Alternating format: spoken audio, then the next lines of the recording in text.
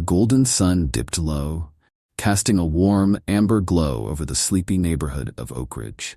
Children's laughter echoed through the air as they played in the front yards, their carefree voices blending with the rustling leaves. In one of the cozy houses sat Rachel, a young black woman in her late 20s, feeling the excitement of the day radiate through her. Pregnant with her first child, she placed a hand over her belly, feeling the gentle kicks and fluttering movements that filled her with joy and hope. Today was special, a checkup appointment at the doctor's to hear her baby's heartbeat. Rachel's phone buzzed, and a smile spread across her face when she saw the message from her brother, Eric. "Hey sis, can't wait to meet my little niece or nephew. Good luck at the appointment." His words warmed her heart. "Thanks, Eric, I'll let you know how it goes," she replied, gathering her things, a light jacket, her favorite water bottle, and her purse. Stepping outside, she took a deep breath of the crisp, fresh air. The neighborhood looked beautiful in the golden light, and for a moment, everything felt perfect. She climbed into her car, adjusted the seat, and played her favorite playlist, soft, calming tunes that made her feel at peace as she drove. The streets were busy, but she knew them well, and the familiarity made her relax. She hummed along, feeling the anticipation building for the moment she'd hear her baby's heartbeat. But as she turned onto Maple Avenue, the tranquility shattered. Blue and red lights flashed in her rearview mirror, and the blaring of a police siren made her heart skip a beat. "Oh no. Not now," she muttered, glancing at the speedometer. She wasn't speeding, and she hadn't run any lights. Confusion and fear welled up inside her as she pulled over to the side of the road, her palms starting to sweat. "Just stay calm, Rachel. It's probably nothing," she whispered to herself, though a knot tightened in her stomach. The officer approached, tall, stern, and with a cold, calculating expression that made Rachel's pulse quicken. "License and registration," he barked, without so much as a greeting. His tone was sharp, and Rachel felt a wave of dread. She nodded, her hands trembling as she fumbled through her purse. "Yes, officer." "Just a moment. I'm on my way to a doctor's appointment," she explained, hoping to diffuse the tension. The officer, whose name tag read Watkins, barely glanced at her. His eyes were filled with a disdain she could feel like ice. Yeah, just hurry up," he snapped. Rachel's heart raced. She handed him her documents, trying to steady her hands. "I'm sorry if I did something wrong," he sneered, his lips curling into a smirk. "You people always have an excuse." The word struck her like a slap. "What do you mean by you people?" she asked, her voice trembling. Fear and anger mixed in her chest, but she knew she had to stay composed. "Step out of the vehicle, now," he shouted, his hand resting ominously on his holster. Rachel's breath caught. "Please, I'm pregnant. I haven't done anything wrong," she pleaded, her eyes wide with fear. "I just want to get to my appointment." But Watkins only grew more hostile. "Out of the car," he bellowed, pulling her door open. Rachel, feeling the eyes of passers-by on her, felt both exposed and helpless. She stepped out slowly, clutching her stomach protectively. "Why are you treating me like this?" she asked, tears forming. "I've done nothing." Before she could finish, Watkins shoved her against the car, hard. The impact took her breath away, and she gasped, clutching her stomach as pain shot through her side. "You think you're above the law?" he growled, leaning close, his eyes filled with a fiery hatred. "You think you can just ignore authority?" "No, Rachel stammered, but he shoved her again, harder this time. She stumbled, barely catching herself. Around her, people were beginning to stop and stare. "This isn't right," she heard someone say, a woman's voice filled with disbelief. "She's pregnant. Someone help her." Rachel's heart pounded as fear mixed with a surge of determination. "Please, you can't do this. I'm pregnant," she cried, but Watkins was relentless. "You're all the same," he spat, always playing the victim. He pushed her one last time, and Rachel fell to the ground. Pain and terror gripped her as the crowd's murmurs grew louder. A man stepped forward, his voice booming. "Leave her alone. She hasn't done anything." More people joined, their voices a wave of protest. Watkins, his face twisted with anger, turned to face the crowd. "Back off. This is none of your business," he shouted, but the tide was turning against him. Rachel, struggling to get back on her feet, felt a flicker of hope. The crowd was growing bolder. "You can't treat her like this," a woman shouted, her voice shaking with anger. She's done nothing wrong. Others chimed in, and for the first time, Watkins hesitated. His grip on control was slipping. The sound of a siren pierced the air, and a second police car pulled up. Watkins's bravado faltered. Rachel, her breath coming in ragged gasps, saw another officer step out. His eyes scanned the scene, taking in the crowd and Watkins's aggressive stance. "What's going on here?" he demanded, his voice firm. Watkins' expression changed. Anxiety flickered in his eyes as he tried to explain. "This woman was resisting," he started, but the new officer cut him off. "Stand down, Watkins. We'll take it from here." Relief flooded Rachel as the crowd erupted in cheers of support. She looked at the new officer, tears streaming down her face. "I didn't do anything. I just want to get to my doctor's appointment." The officer nodded, his expression serious but calm. "Let her go, Watkins. You're in the wrong here." Watkins stepped back, his face a mix of anger and frustration. But the shift in power was clear. The crowd cheered louder, and Rachel felt a sense of strength and solidarity she hadn't felt before. The situation had escalated quickly, but as she was helped back into her car, she realized she wasn't just fighting for herself. She was standing up for everyone who had faced discrimination and injustice. She took a deep breath, feeling the support of those around her. But this was only the beginning. The road ahead was uncertain, and Rachel knew she had a long way to go. Her story was already making waves, and she felt the weight of that responsibility. But in that moment, with the sun setting and the crowd still chanting, she felt a spark of hope. At the hospital later, as she lay in bed recovering, her brother Eric and her fiancé David held her hands, their faces etched with worry. "I can't believe this happened," Eric whispered, his voice thick with emotion. "You were just driving." David nodded, his eyes filled with determination. "We're going to make sure everyone knows what happened. This officer won't get away with it." Days passed, and as Rachel's condition stabilized, the community's outrage only grew. Protests erupted, demanding justice not just for her but for all victims of police brutality. Signs reading, "Justice for Rachel," and "End Police Violence," filled the streets. Rachel watched from her hospital room, tears of pride filling her eyes as she saw the faces of people standing up for her. The energy was palpable. People shared their stories, their anger and pain intertwining with hope. And through it all, Rachel knew she had to use her voice. She had to stand up, not just for herself, but for every person who had ever felt the sting of injustice. Finally, the day came when she felt strong enough to leave the hospital. As she stepped out, the sun shining brightly on her face, she was greeted by cheers from supporters waiting outside. Reporters and cameras flashed, capturing the moment. Rachel felt a rush of emotions, fear, pride, gratitude, but she kept her head high, knowing that this was only the beginning. Eric and David helped her into the car, and as they drove home, she watched the familiar streets pass by.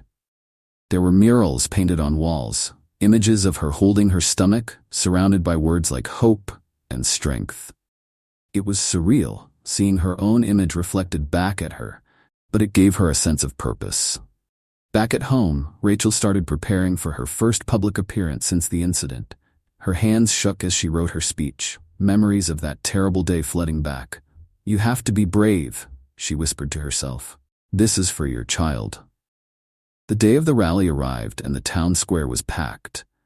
Rachel's heart raced as she saw the sea of people, so many faces filled with determination and hope. She felt a mix of excitement and nerves as she approached the microphone. Eric stood beside her, giving her a reassuring nod, and David squeezed her hand, whispering, "You've got this." She took a deep breath, feeling the weight of the moment. The crowd grew silent, waiting for her to speak. "Thank you all for being here," she began, her voice steady but filled with emotion. "I didn't just survive a terrible act of violence. I'm here to fight for change, not just for me, but for everyone who has faced injustice." The crowd erupted into applause, and Rachel felt a surge of energy. She continued, her voice growing stronger. "We can't stay silent anymore. We have to stand together, united, to make sure this never happens again." She paused, looking out over the crowd.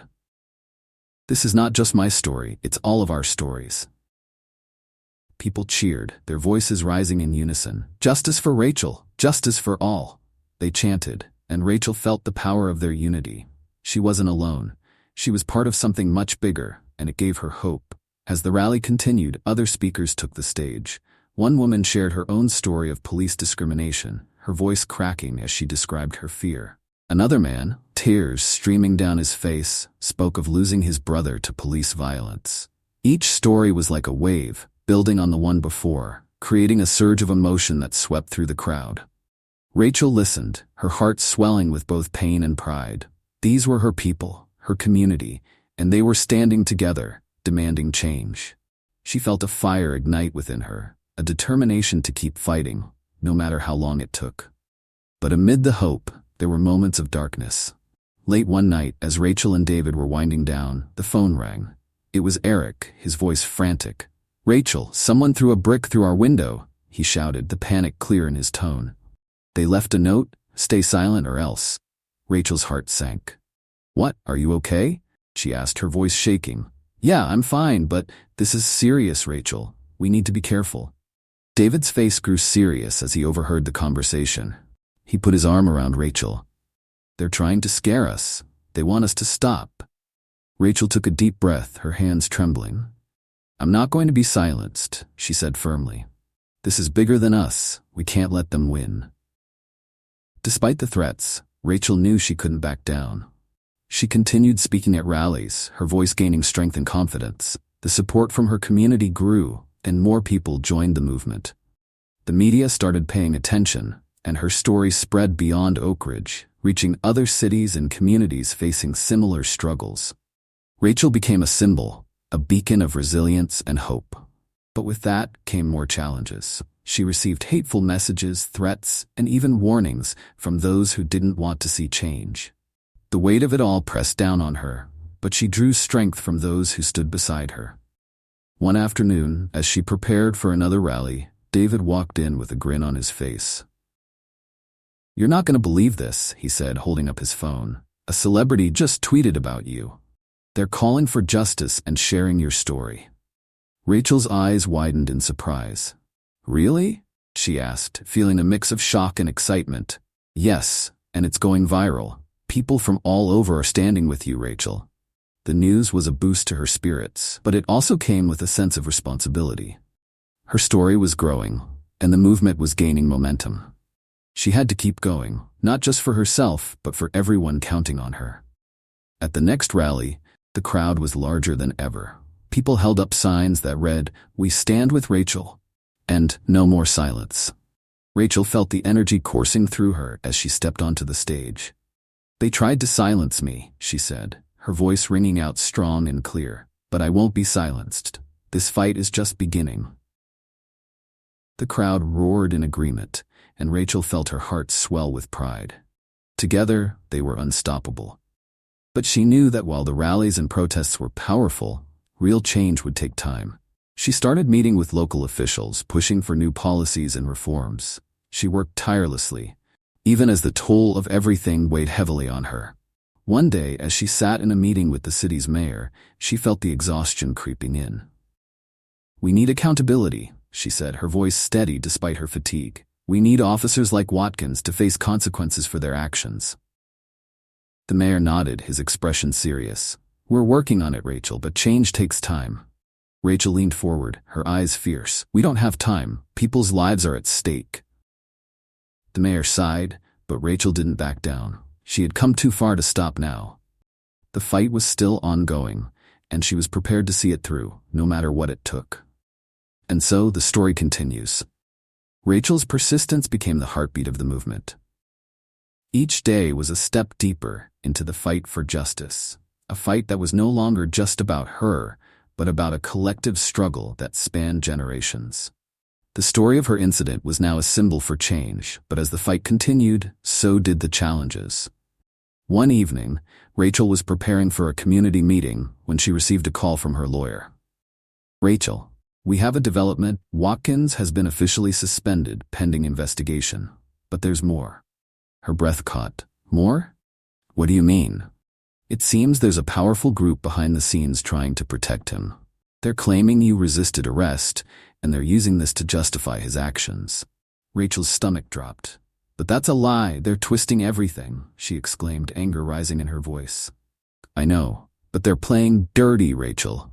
We need to be ready. Rachel hung up, feeling the familiar wave of frustration and fear. They were trying to paint her as the villain, using her story against her.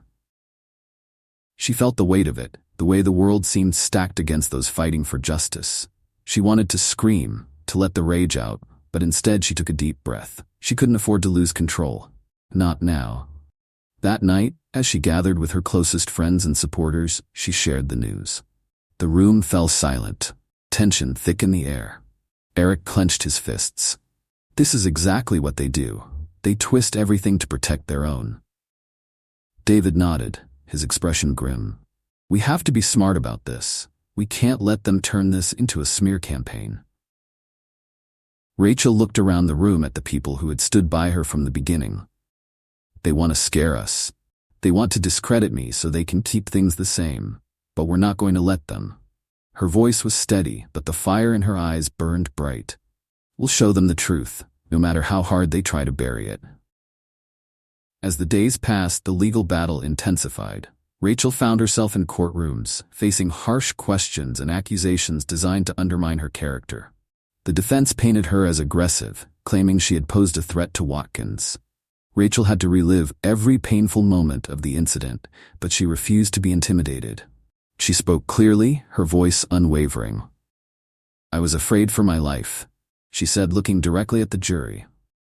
I was just trying to protect my baby. Outside the courthouse, the protests continued. The crowd's chants grew louder, and their signs bolder. People from all walks of life came together, refusing to let Rachel's story be dismissed. There were moments of light, even humor, amidst the seriousness.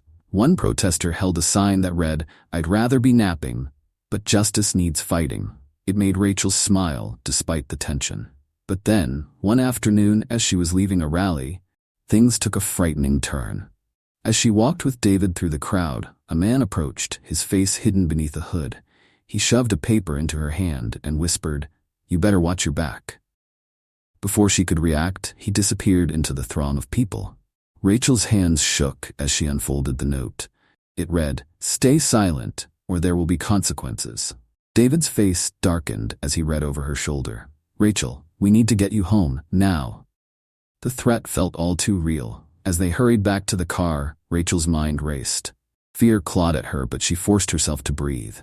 "They're trying to scare us, David. They want me to back down." He nodded, his jaw clenched. "And it shows that what we're doing is working. They wouldn't threaten you if they weren't afraid." Rachel's eyes softened as she looked at him. "You're right. They know we're getting stronger." But deep down, she couldn't shake the chill that ran through her. She had seen enough to know that threats like this couldn't be taken lightly. Back home, she found herself sitting alone, staring at the note. The movement was growing, but so were the risks. She knew she was risking everything. Her safety, her peace, her future. She thought of her baby, the life she was carrying, and a wave of determination surged through her. "I'm not stopping," she whispered, gripping the note tightly. "Not now, not ever." That night, as she lay in bed, she dreamed of the day when her child would ask her about this time. About why she fought. Why she didn't give up. In her dream, she saw herself telling her child that she stood up because she wanted to make the world a better place for them. She wanted them to grow up knowing that standing against injustice, even when it's hard, is the right thing to do. The next morning, she woke up with a new resolve. She knew she had to turn the threats into motivation. The movement was bigger than ever, and she felt a responsibility to keep it alive. She joined Eric and David in planning a nationwide campaign, reaching out to other cities where people were fighting similar battles. They called it Rise Up. As Rachel traveled to other cities, she met people whose stories echoed her own. Each story was like a puzzle piece, fitting into a larger picture of systemic injustice. There was Clara, a young mother from the Midwest who had lost her brother to police violence. There was Tony, an older man from the South who had faced racial profiling his whole life. Together they spoke at rallies, their voices weaving a tapestry of hope, pain, and resilience. One rally in particular stood out. It was a rainy afternoon in Chicago, and the turnout was larger than they had expected. People huddled under umbrellas, their faces determined despite the weather. Rachel took the stage, her heart pounding as she looked out over the crowd. She felt the weight of their stories, their hopes, and their pain. "We are here because we refuse to be silent," she began, her voice strong despite the rain. "We are here because we believe in a better future. For every mother, every father, every child." The crowd erupted in applause, their voices rising above the sound of the rain. Rachel felt the energy, the power of so many people coming together. It filled her with a sense of purpose that no threat could shake. But just as the rally was reaching its peak, something unexpected happened. As Rachel stepped back from the microphone, a young boy, no older than 10, climbed onto the stage. His clothes were soaked, but his eyes were bright with determination. He held up a small sign that read, "I want to be safe." Rachel's heart caught in her chest. She knelt down to his level, her eyes softening. "What's your name?" she asked gently. "Isaiah," he replied, his voice small but steady. "I wanted to tell you, my dad says you're a hero." Rachel felt tears prick at her eyes. "Thank you, Isaiah, and you know what? You're a hero too, for standing up today." She reached out, and he took her hand. The crowd watched in silence as Rachel hugged the boy, a powerful image of hope and unity in the face of adversity. Later that night, as she and her team gathered around to review the day's events, they couldn't stop talking about Isaiah.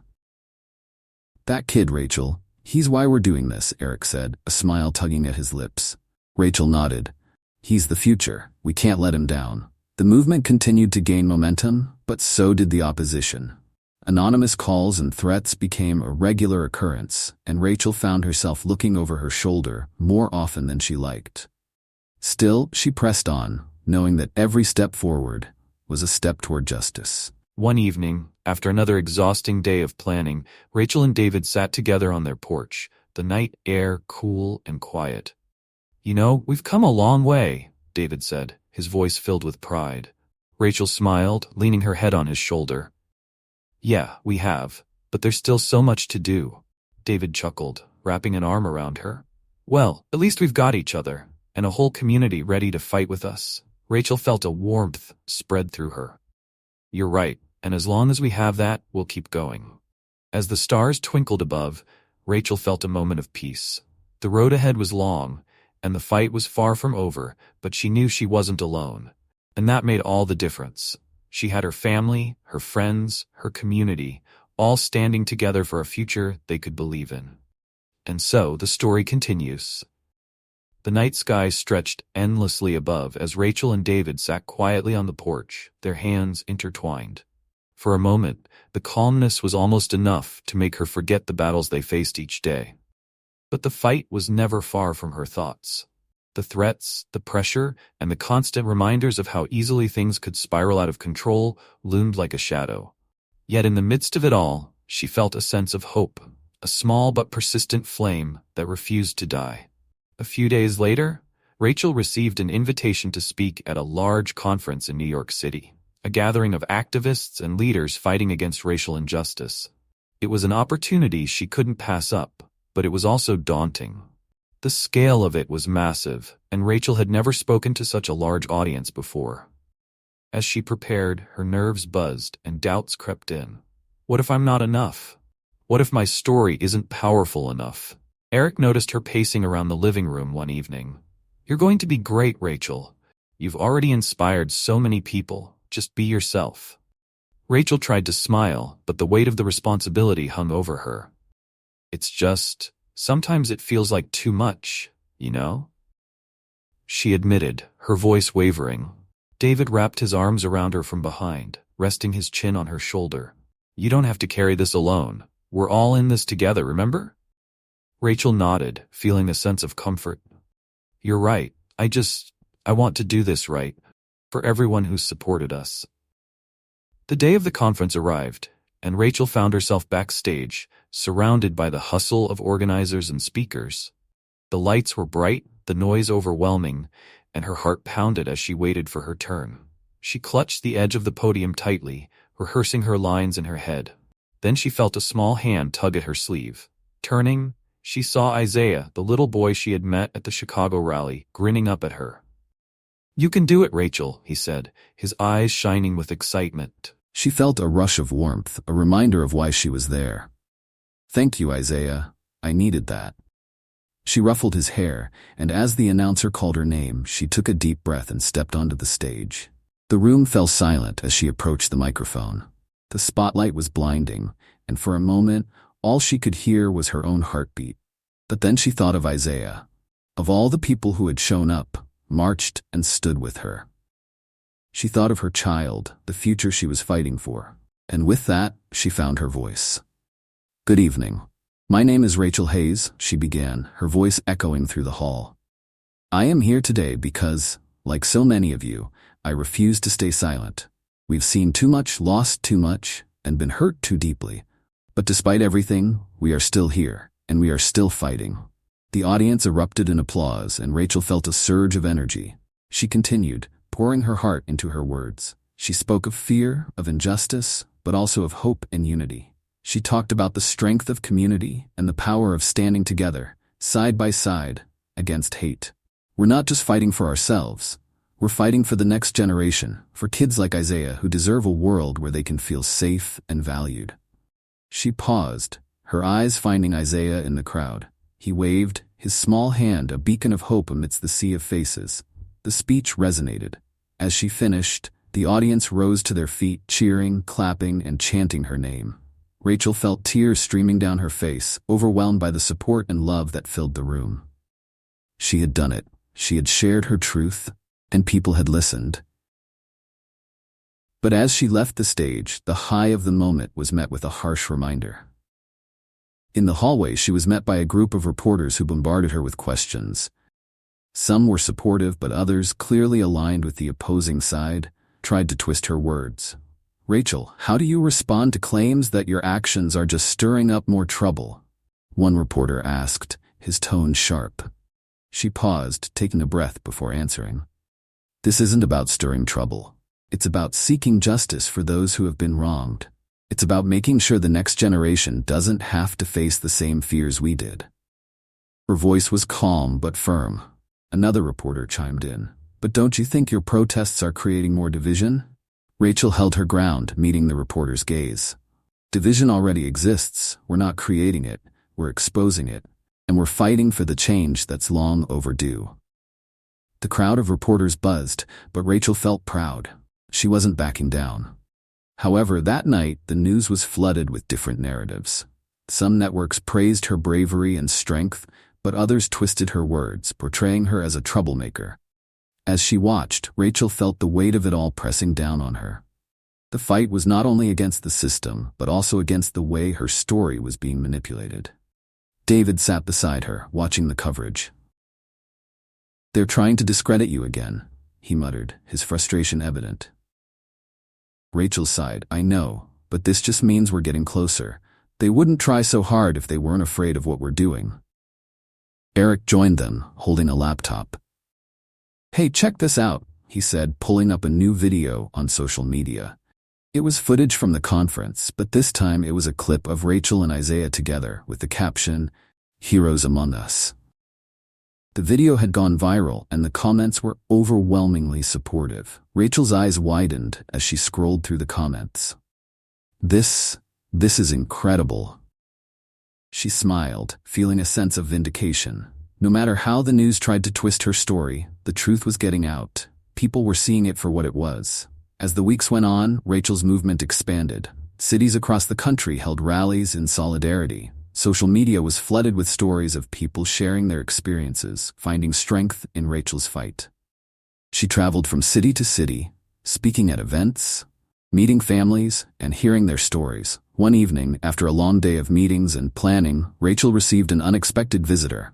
She opened the door to find an elderly woman standing there, her eyes kind but filled with determination. Hello, Rachel. My name is Mrs. Johnson.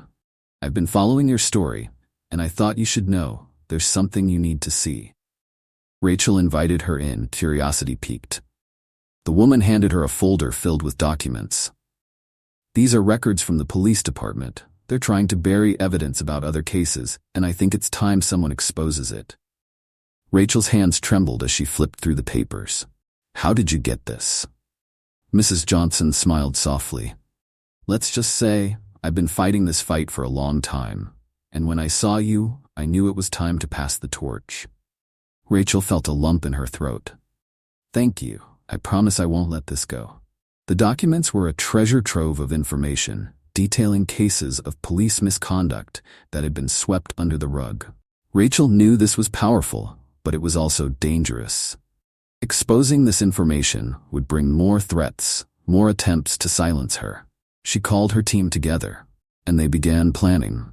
If they were going to release this, they had to do it strategically. They reached out to trusted journalists and allies in the legal field, ensuring that the information was in safe hands.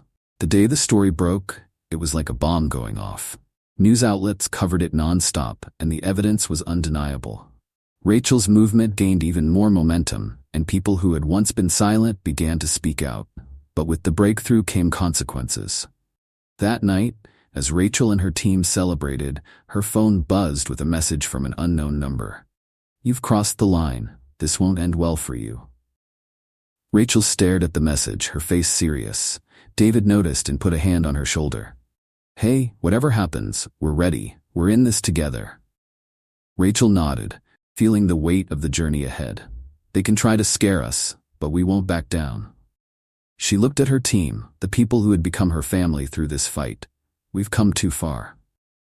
As she stood there, surrounded by her friends and supporters, Rachel felt a mixture of fear and courage. The stakes had never been higher, but she knew one thing for sure. They were on the brink of real change, and no threat could take that away. And so, the story continues. The message Rachel received weighed heavily on her mind. It was a clear warning, an attempt to intimidate her into silence. But she refused to let fear dictate her actions. The stakes were higher now. The movement was gaining national attention, and people were looking to her for leadership and strength. A few nights later, as Rachel was preparing for another rally, she received an anonymous call. The voice on the other end was muffled and cold. If you know what's good for you, you'll back off. You've been warned. The line went dead before she could respond. Her hands shook as she put down the phone. David watched her. Concern etched across his face. What did they say? Rachel swallowed, feeling a chill run down her spine. They're trying to scare me again. They want me to stop. We need to report this, Eric insisted, his eyes flashing with anger. We can't just let them threaten you. Rachel took a deep breath, her resolve hardening. No, we're not going to report it. That's exactly what they want. Scare tactics to make me look weak. We're going to keep pushing forward. Her defiance sparked a fire in the room, and her team nodded, determined. They knew the risks, but they had come too far to turn back now. The rally that night was one of the largest they had ever organized. Thousands of people filled the streets, their signs held high, their voices loud and clear. Rachel stood before the crowd, feeling the energy surging through her. We will not be silenced, she declared, her voice echoing. No matter what threats they send, no matter how they try to intimidate us, we will keep fighting, together. The crowd roared, their chants filling the night air. Justice for all! Justice for all! But just as she finished her speech, a loud bang echoed through the square. The crowd fell silent, tension crackling like electricity. For a moment, Rachel's heart stopped. She scanned the faces around her, searching for the source of the sound. Then she spotted it. Someone in the distance had set off a firecracker, likely an attempt to cause panic. People started to stir, fear flashing in their eyes, but Rachel quickly raised her hands, her voice cutting through the growing murmur. Stay calm. It's a scare tactic. They want us to panic, but we're stronger than that. The crowd hesitated, and then, slowly, they began to chant again. Rachel's heart swelled with pride. Despite the attempt to disrupt them, they remained united. Later that evening, as Rachel walked back to her car, she felt the adrenaline start to wear off and the exhaustion set in. David placed a reassuring arm around her shoulders. You did great tonight, Rachel. They couldn't break us. Rachel smiled weakly. It's not over. They'll keep trying. Let them try, Eric said, joining them. We've got each other's backs. Rachel nodded, feeling a surge of gratitude for her friends and supporters. And that's exactly why we're going to win. In the following days, the threats escalated. A brick was thrown through their office window with a note attached. Last warning, stop now. The team was shaken, but Rachel refused to back down. She called an emergency meeting, and they decided to increase their security. They weren't going to let fear control them. One night, as they gathered at Rachel's house, they received a surprising visit from Mrs. Johnson, the elderly woman who had given them the police documents. This time, she wasn't alone. She had brought a man with her, a tall, serious-looking figure in a crisp suit. "This is Marcus," she introduced. "He used to be an officer and he's willing to testify." Rachel's eyes widened.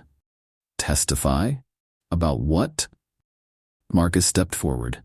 "About the corruption I witnessed while working under the same department that's protecting Watkins. There's a lot more going on than just your case, Rachel.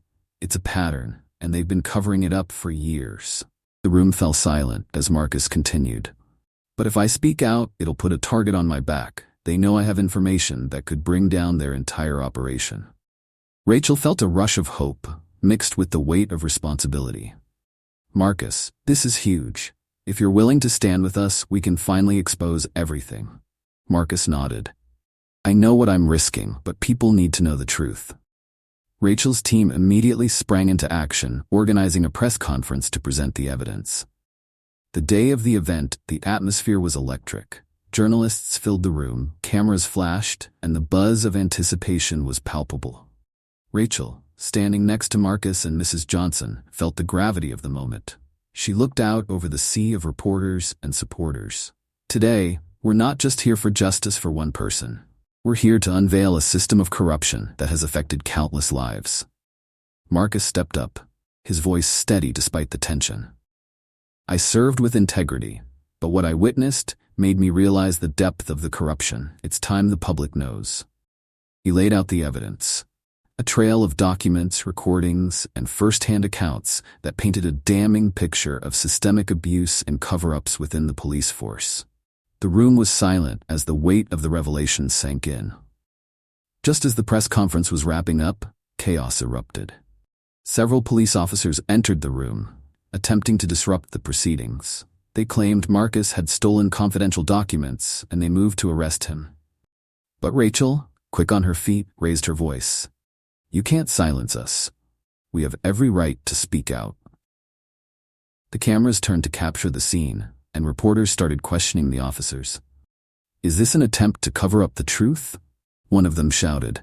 The officers hesitated, realizing they were being watched by the nation. Rachel's heart raced as she stood her ground. "We're not afraid," she said loud and clear. "We're here for justice, and we won't be intimidated." The officers, faced with the scrutiny of the cameras, backed off, leaving the room. The crowd erupted in cheers, and Rachel felt the adrenaline coursing through her veins. The evidence they presented made headlines across the country. It was a breakthrough, but Rachel knew it would also make her more of a target than ever before. That night, as she and her team celebrated the success of the press conference, she received a text from an unknown number. "You think you've won, but this is far from over."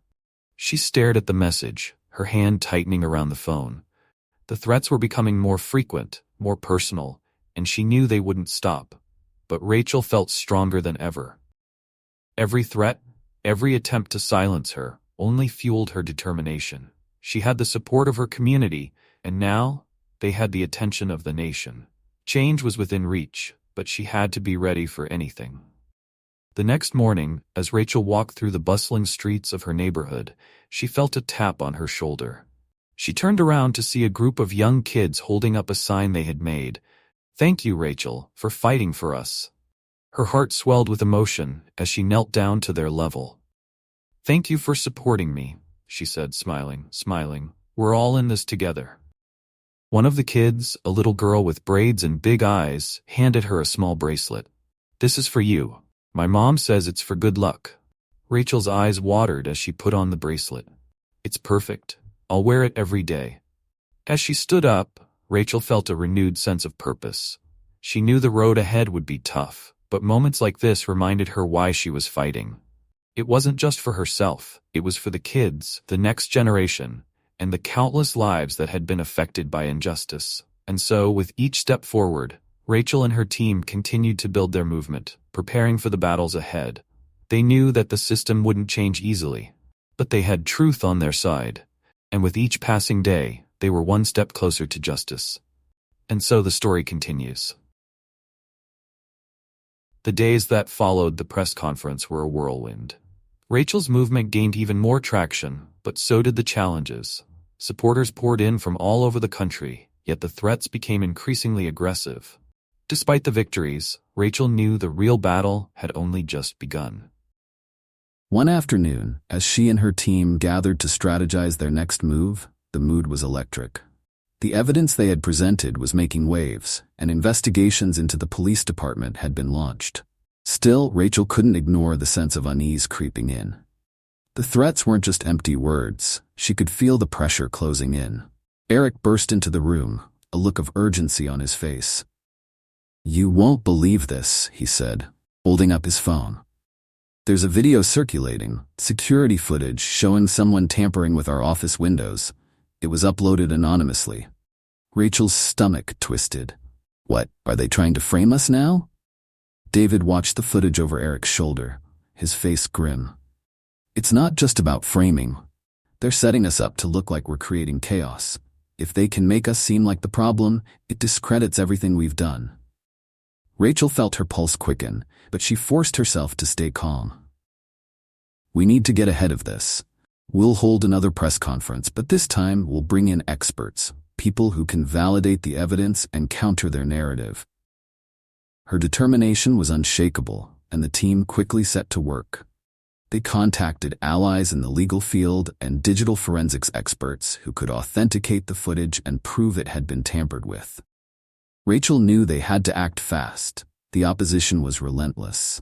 The night before the press conference, as Rachel was reviewing her notes, there was a knock at her door. She opened it to find Mrs. Johnson again, this time with a serious expression. "Rachel? We need to talk." Rachel invited her in, sensing something was wrong. "What is it?" "I've been hearing things," Mrs. Johnson began, her voice low.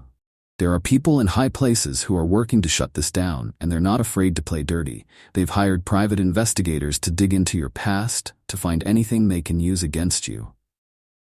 Rachel's heart sank. "They're going after me personally now?" "Yes, they're hoping to discredit you, make you look like a liar, or worse." Mrs. Johnson's eyes softened.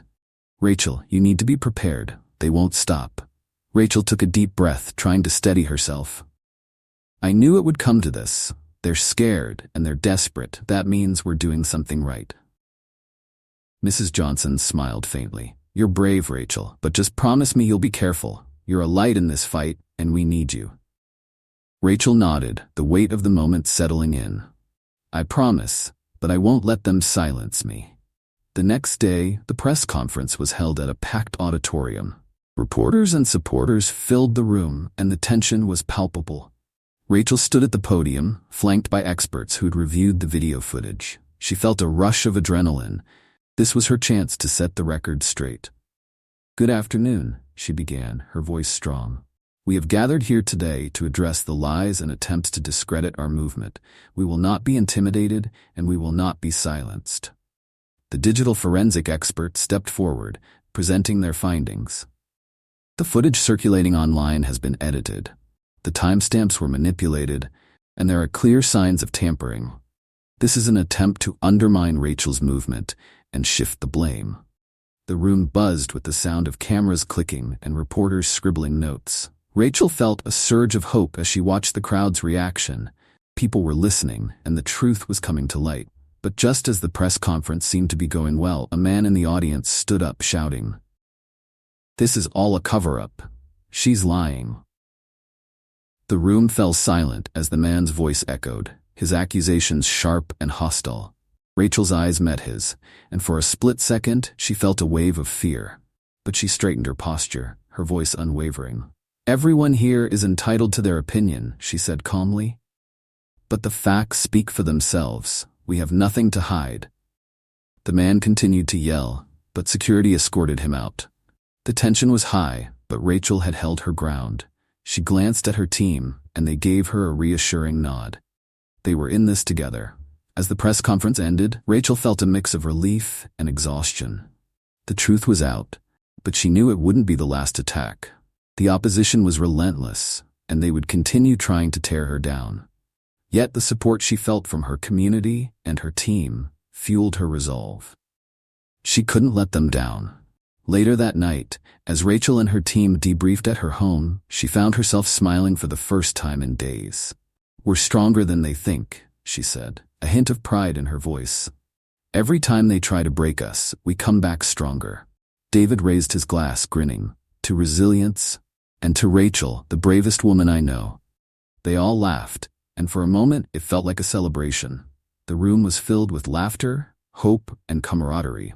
But just as Rachel was starting to relax, her phone buzzed again. She glanced at the screen and saw another anonymous message. "You should have listened. Now it's too late." The room went quiet as she read the message aloud. The tension returned, but Rachel met their worried gazes with a determined look. "Let them come. We're ready." The following day, Rachel received an invitation to appear on a popular national news show. It was an opportunity to reach millions, but it was also risky. The show had a reputation for pushing controversial narratives, and Rachel knew she would face tough questions. But she accepted, determined to keep spreading her message. When she arrived at the studio, the host greeted her with a smile that didn't reach his eyes. "Rachel, thanks for joining us. You've become quite the controversial figure." She smiled back, unfazed. "I prefer to think of it as standing up for what's right." The interview started off smoothly, but soon the host began pushing her with pointed questions. "Rachel, some say that your protests are causing more harm than good. What do you say to those who accuse you of inciting violence?" Rachel remained composed. "I understand their concerns, but our movement is about peace and justice. We've been clear from the start, violence isn't the answer, but demanding accountability is necessary." The host didn't relent.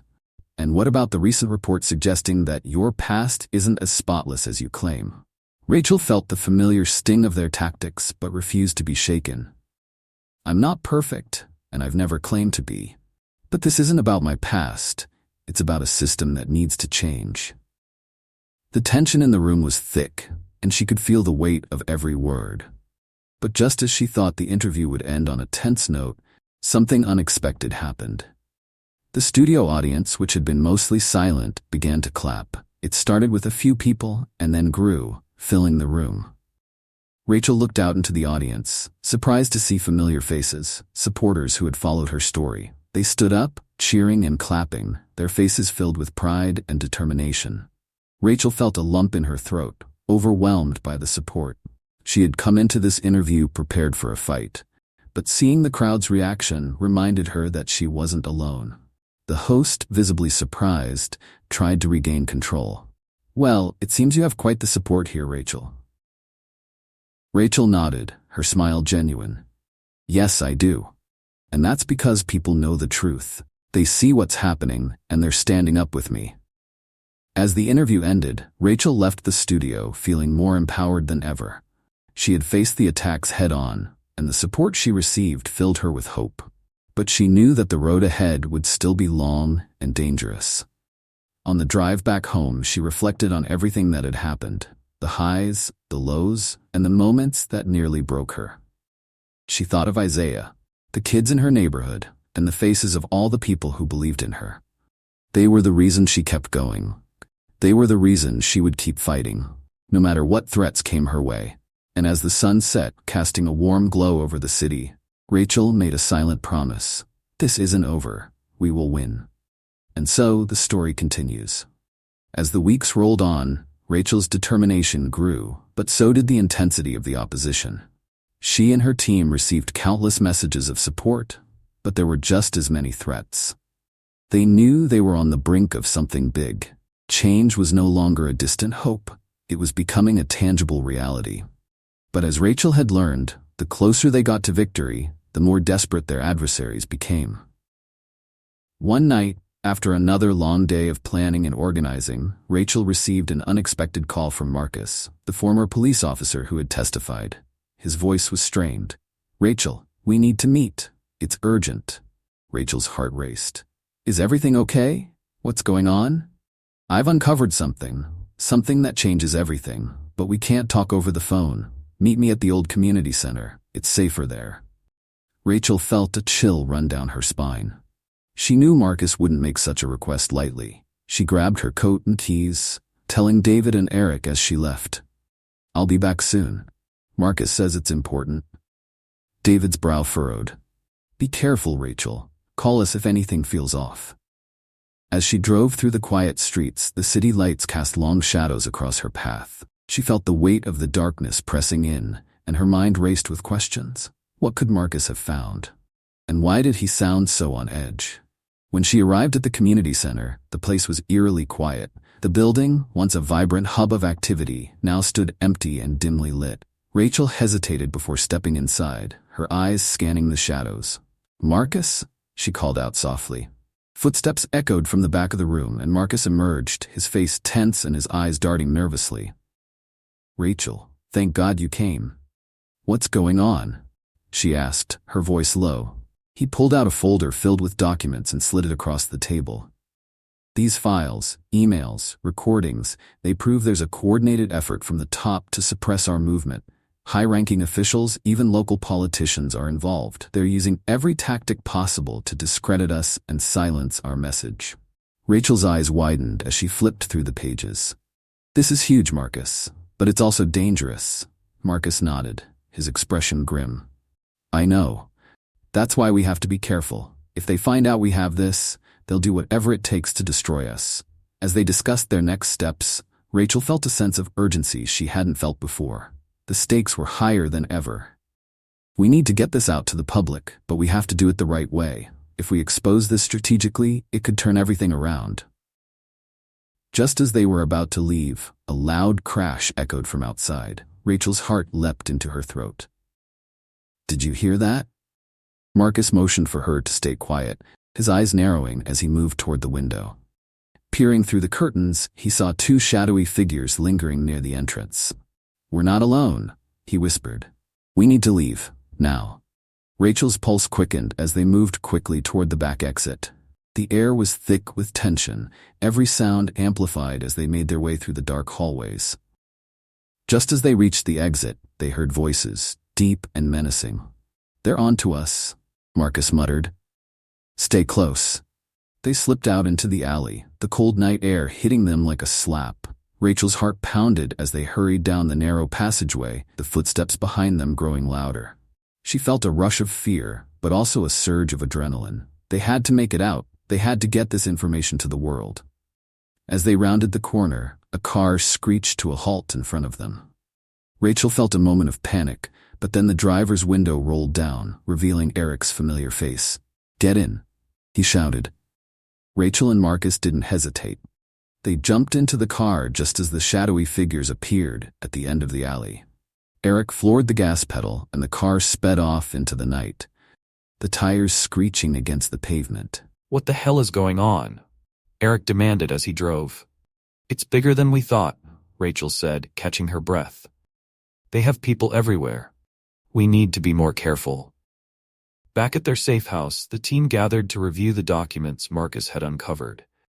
The room was filled with a tense silence as they pored over the information. It was damning, proof of systematic suppression, bribes to media outlets, and plans to intimidate key figures in their movement.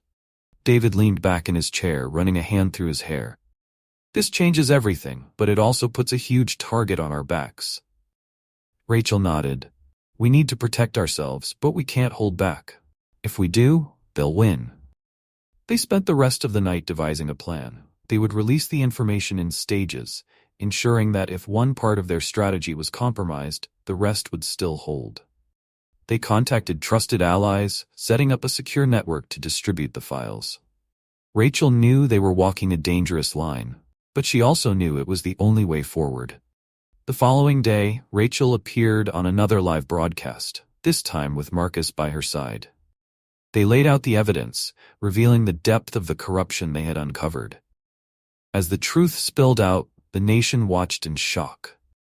The weight of the revelations hung heavy in the air, and Rachel's voice was steady as she spoke. This isn't just about one person or one case. This is about an entire system built to protect itself at the cost of justice. But even as they spoke, Rachel noticed something unsettling.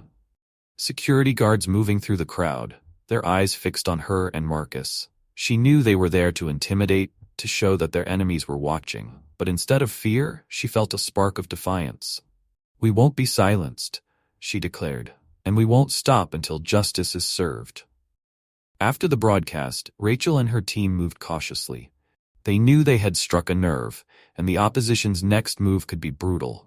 But the support from the public was stronger than ever. People took to the streets in massive numbers, chanting her name and demanding change. It was a powerful sight, and Rachel felt a deep sense of gratitude. One evening, as she was speaking at a rally, she spotted a familiar face in the crowd, Isaiah, holding his sign again. This time it read, "We believe in you, Rachel." She felt a lump in her throat as she waved to him, her eyes meeting his. "This is why we fight," she whispered to herself, "for every kid who deserves a better future."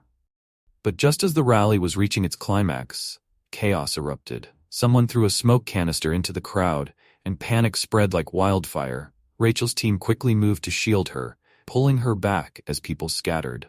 Through the smoke she could see Isaiah, his small figure lost in the chaos. Her heart pounded. "Isaiah," she called out, breaking free from her team's grip. She ran into the fray, pushing through the confusion.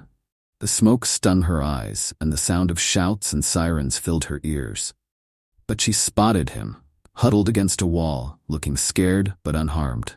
She scooped him up, holding him close as she whispered, "I've got you, you're safe."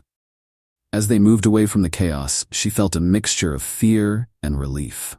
The lengths their opponents were willing to go to scare and control the movement were terrifying, but the strength she saw in Isaiah's eyes reminded her why she couldn't give up.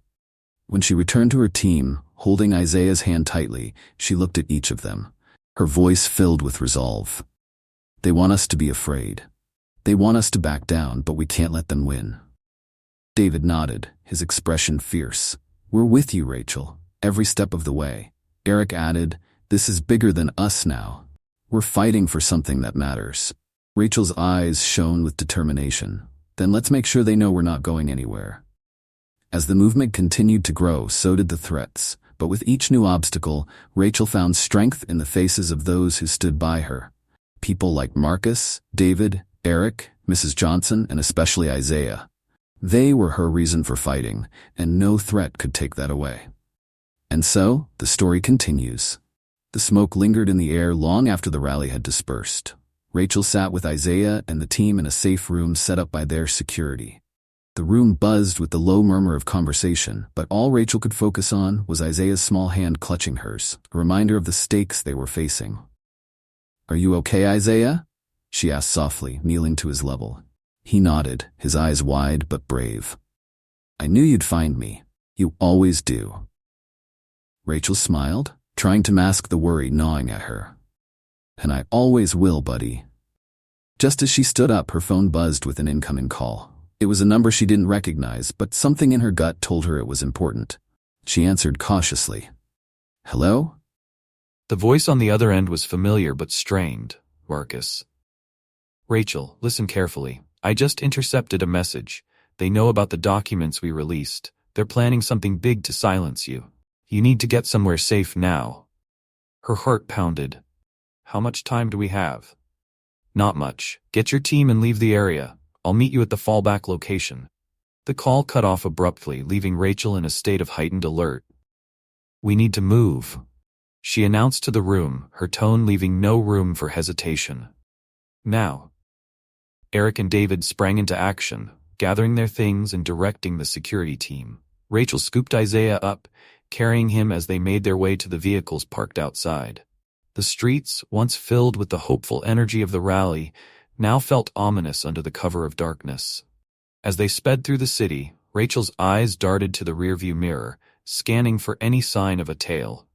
Her hands tightened around the steering wheel, and she could feel the weight of each passing second. This wasn't just a fight against corruption. It was a battle for survival. They reached the safe house, an unmarked building on the outskirts of the city. Marcus was already there, pacing the small room. When they entered, he rushed over. We don't have much time. They've mobilized some of their people. They know we're close to a breakthrough. Rachel set Isaiah down and faced Marcus. What do we do? We need to get you out of the city. Temporarily, at least. If they find you, it could end everything. Rachel felt a surge of frustration. I can't just leave, Marcus. People are counting on me. Marcus's eyes softened, his expression one of urgency. I know, but if you go down now, all the work we've done will be for nothing. You need to regroup. We'll take this fight to them strategically, but we have to be smart. Eric stepped forward. He's right, Rachel. You need to lay low for a bit. Let us manage things on the ground. Rachel's shoulders sagged, the weight of the decision pressing down on her. She had never wanted to back down, but she knew her team was right. Okay, she said finally, but I'm not staying out of this fight. We regroup and we hit them where it hurts. David smirked, trying to lighten the mood. That's our Rachel, never one to sit still. Rachel managed a small smile, though her mind was racing. They quickly formulated a plan. Rachel would relocate to a safe location outside the city, while the rest of the team continued their operations. She would communicate with them via encrypted channels, ensuring her safety while staying involved. As they prepared to leave, Rachel knelt down to speak to Isaiah. I need to go away for a little while, but I'll be back, okay? Isaiah's eyes welled up, but he nodded bravely. You'll come back, right? Rachel felt her heart break a little. I promise, and when I do, we'll make things right. They left the safe house under the cover of night. The road stretched long and empty, with only the headlights cutting through the darkness. Rachel's mind raced with thoughts of what lay ahead. She had faced threats before, but this felt different, more targeted, more personal. Hours later, they reached a secluded cabin nestled in the woods, far from the city's reach. It was quiet, almost eerily so, and as they settled in, Rachel felt a mix of relief and anxiety. The solitude was a stark contrast to the bustling energy of the rallies, and the silence pressed down on her. The days passed slowly. Rachel kept in constant communication with her team, tracking their progress and planning their next move. The rallies continued, and support grew even in her absence. People were organizing on their own, using the momentum she had built to push forward. One evening, as she sat on the porch of the cabin staring out into the dark woods, her phone buzzed with a message from David. It was a video clip from a recent rally. Thousands of people had gathered, holding signs with her name and messages of hope. In the center of it all, Isaiah stood with his sign, waving it proudly. The caption read, "Rachel, we're still here. We believe in you." Rachel felt tears sting her eyes. She had worried that her absence might cause the movement to falter, but instead it had grown stronger. The people weren't just rallying for her, they were rallying for each other, for justice, for change. As she watched the video, a plan began to form in her mind. She couldn't stay hidden forever. The fight needed her, and she was ready to return. But this time, she would be prepared for whatever came her way. She called her team that night, her voice filled with a new determination. It's time. I'm coming back. We have to take this to the next level. Eric's voice crackled through the line, his excitement evident. What's the plan, Rachel? We're going to target the source of their power. We've been playing defense long enough. It's time we go on the offensive. The next few weeks were a whirlwind of planning and covert meetings. They worked with whistleblowers, gathering more evidence and building alliances with influential figures who could support their cause. The goal was simple: dismantle the corrupt network piece by piece. One night, Rachel and Marcus met with a high-profile journalist in a dimly lit cafe. She handed over a folder containing their latest findings. "We're trusting you with this," she said, her eyes steady. "This needs to reach the public." The journalist nodded, his expression serious. "I'll make sure it does, but you need to be careful. Once this goes live, they'll come after you harder than ever." Rachel smirked. "Let them try. We're ready for them." As the story broke, the city buzzed with activity. Protests erupted, and the streets filled with people demanding accountability. Rachel returned to the rallies, her presence igniting a renewed wave of energy. She spoke with fire, her voice echoing through the city. "They thought they could silence us, but we are louder than ever. We will not stop until justice is served." The opposition, realizing they were losing control, escalated their attacks. One evening, as Rachel and her team gathered at their headquarters, they received word of an impending raid, an attempt by authorities to seize their files and shut down their operation. Rachel acted quickly. "We need to move everything. Get the files, wipe the systems, and relocate. We won't let them silence us." As they scrambled to pack up, the tension was palpable. The air was filled with the sounds of hurried footsteps and the shuffling of papers. But even amidst the chaos, Rachel felt a sense of calm. She had come so far, and she wasn't about to back down now. Just as they were about to leave, the doors burst open and police officers stormed in. Rachel's heart pounded, but she stood her ground. "We have nothing to hide," she shouted. "This is a peaceful movement, and you know it." The officers hesitated, cameras from the media capturing every moment. The pressure was on them, and Rachel knew they couldn't afford to make a wrong move. The crowd outside the headquarters began to chant, their voices rising in unison. "Justice for all! Justice for all!" The officers backed down, and Rachel and her team slipped through the chaos, escaping to their new location. As they regrouped, she looked at each of them, her eyes burning with determination. "They can try to shut us down, but we will rise again." The battle was far from over, but Rachel felt stronger than ever. With her team by her side and a city rallying for justice, she knew they were unstoppable. This wasn't just a movement, it was a revolution. And so the story continues. As the weeks passed, Rachel's movement grew to a scale she had never imagined.